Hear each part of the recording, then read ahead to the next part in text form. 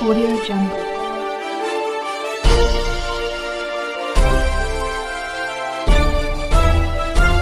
Audio Jungle.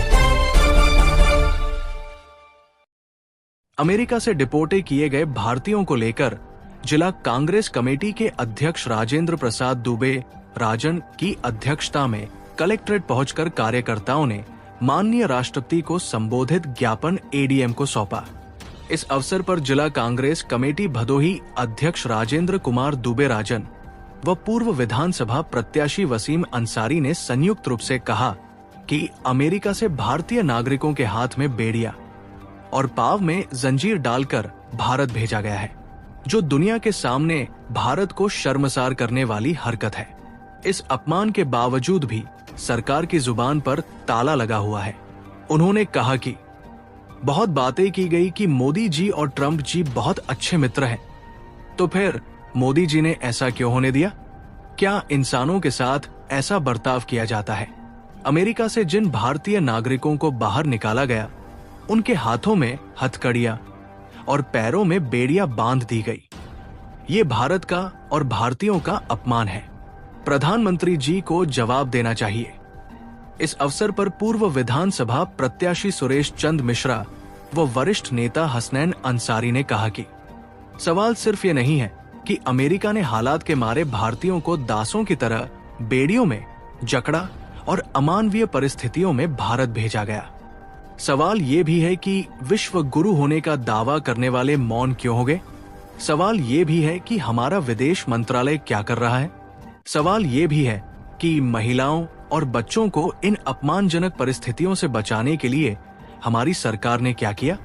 सवाल ये भी है कि क्या अपनी अमेरिकी यात्रा में माननीय प्रधानमंत्री जी ये मुद्दा पुरजोर तरीके से उठाएंगे या नहीं? सवाल ये भी है कि देश में ऐसे हालात क्यों पैदा हो रहे हैं कि लोग विदेश जाने पर मजबूर हैं?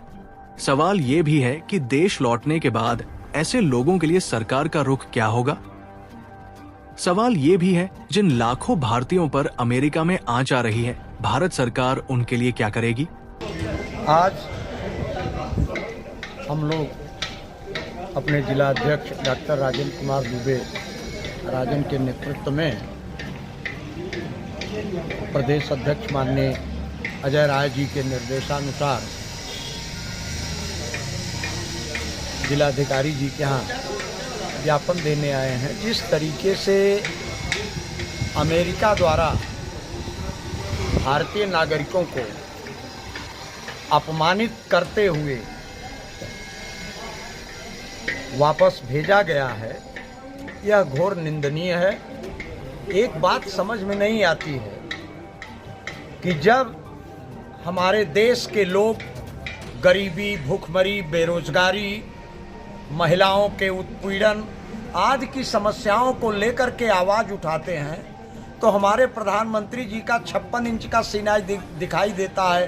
किसानों का दमन करना हो, छात्रों का दमन करना हो, बेरोजगारों का दमन करना हो, तो 56 इंच का सीना इनका टाइट हो जाता है। और जब लाल लाल आंखें दिखाने की ज़रूरत होती है, जब 56 इंच का सीना दिखाने की ज़रूरत होती है, तो चीन के सामने, अमेरिका के सामने, इन देश पाकिस्तान के सामने ये घुटने टेकते हुए नजर आते हैं। हमको याद है, हम लोग छोटे छोटे थे, अच्छी तरीके से मालूम है कि जब भारत पाकिस्तान का युद्ध हो रहा था और अमेरिका ने कहा कि हम अपना 7वां बेड़ा भेज रहे हैं, भारत को डराने की कोशिश की, तो उस समय की हमारी तत्कालीन प्रधानमंत्री स्वर्गीय इंदिरा गांधी जी ने कहा था कि तुम चाहे 7वां बेड़ा भेजो, चाहे 70वां बेड़ा भेजो, भारत का कदम पीछे नहीं रुकेगा और अमेरिका का हम मुंह तोड़ जवाब देंगे।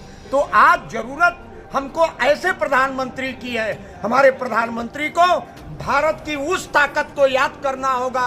और आज के भारत में, तब के भारत में बहुत अंतर है, लेकिन दुर्भाग्य है कि हमारा प्रधानमंत्री कायर है, डरपोक है, ये डरता है, विदेशी शक्तियों के सामने घुटने टेकता है।